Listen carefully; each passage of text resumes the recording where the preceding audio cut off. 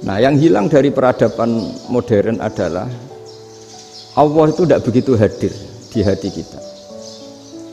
Saya sering cerita di mana-mana, teks hadis itu sebenarnya berbunyi gini, ini hadis sahih.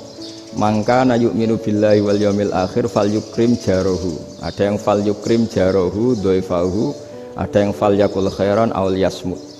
Siapa yang iman dengan Allah dan Rasul maka harus memuliakan tetangganya, memuliakan tamunya.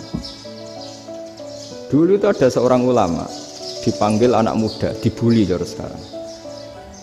Wahai kiai, datang ke rumah saya. Datang kiai itu. Setelah sampai ke rumah orang itu, silakan kiai kembali ke rumahnya. Saya tidak butuh kiai. Kiai itu dengan riang kembali. Setelah di rumah dipanggil lagi. Pak Yai, silakan datang ke rumah saya. Datang lagi. Ya senyum-senyum kiainya santai. Wah, nggak jadi butuh Pak Yai. Silakan kembali lagi. Sampai 3 kali. Oh itu kalau rektor digitukan marah itu. Dosen marah. Kiainya santai. Santai, senyum-senyum, rileks. Ketika ditanya, kenapa Pak Yai tidak tersinggung? Jawabannya unik. Anak muda, saya ini senang sekali nuruti perintah Allah, disuruh menghormati tetangga. Sehingga ketika Anda manggil ya saya datang. Ketika Anda nyuruh pulang ya saya pulang. Saya senang sekali nyenangkan tonggo. Dan itu perintah Allah, jadi tidak ada hubungannya dengan kamu. Wah, pemudanya nangis minta dimaafin. Kalau kita kan enggak, kita ini dosen, kiai, mungkin kita doktor, mungkin kita profesor. Tapi kita ini sering didikte oleh orang bodoh. Kalau orang bodoh itu jengkel, lo kita ya jengkel. Lo kamu jengkel, dijengkelkan orang bodoh itu namanya terdikte. Itu bodoh apa pinter? Oh itu tidak pinter sama sekali. Kalau betul-betul kamu pinter hanya bisa didikte oleh Allah Subhanahu wa Ta'ala. Jadi antara hukum Allah apa? Wa ahsin man asa'a ilaika, berbuatlah baik sama orang yang berbuat buruk sama Anda. Itu dikteannya Allah. Kalau dikteannya orang-orang bodoh kayak dimangkel ben mangkel, terus kamu mangkel. Itu bodoh apa pinter? Nah, problem kita kekinian adalah wong pinter, wong bodoh itu podo-podo bisa didikte oleh sekelilingnya. Terus karuan wataknya perempuan seperti itu, wataknya anak-anak seperti itu, kita didikte.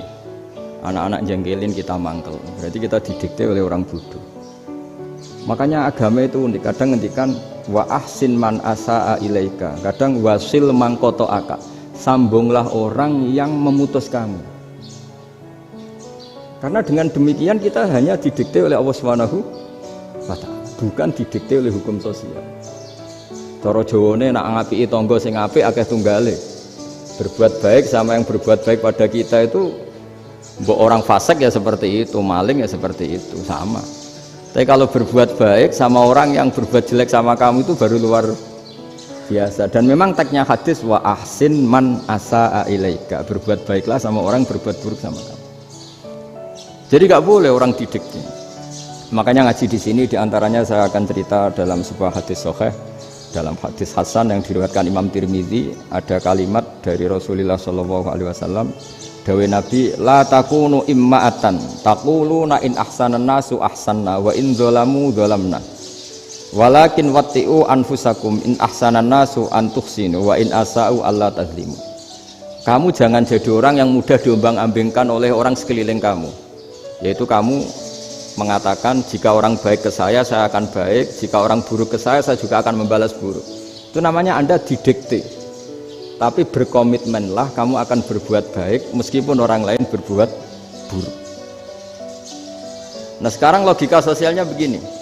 Kalau di Indonesia itu ada 1000 kiai, ada 1000 profesor yang ingin membenahi Indonesia.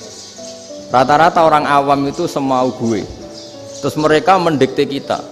Perilakunya agak simpatik, perilakunya jengkelin. Terus 1000 profesor ini ikut jengkel. Itu kira-kira jadi solusi apa goblok bareng ya? Sama 1000 kiai ini ikut jengkel, ini jadi solusi apa goblok bareng? Goblok bareng. Nah problem sekarang kita ini biasa didikte orang bodoh. Nah makanya ciri khas orang muslim itu kata Nabi, mangkana yu'minu billahi wal yaumil akhir. Jadi baik tetangga karena perintahnya Allah dan Rasul. Pentingnya apa? Bedanya karena berbuat baik ini perintahnya Allah, mbok tonggo rapik lah kita tetap apik karena perintahnya Allah dan Rasul. Begitu juga dengan hubungan dengan istri, dengan anak. Bojomu lagi cerewet lah, ya tetap apik. Karena dengan cara itu kita hanya tunduk kepada Allah dan Rasul. Tapi kalau kamu Istri saya kalau baik ya saya baik, kalau enggak ya enggak. Berarti Anda didikte oleh perilakunya dia.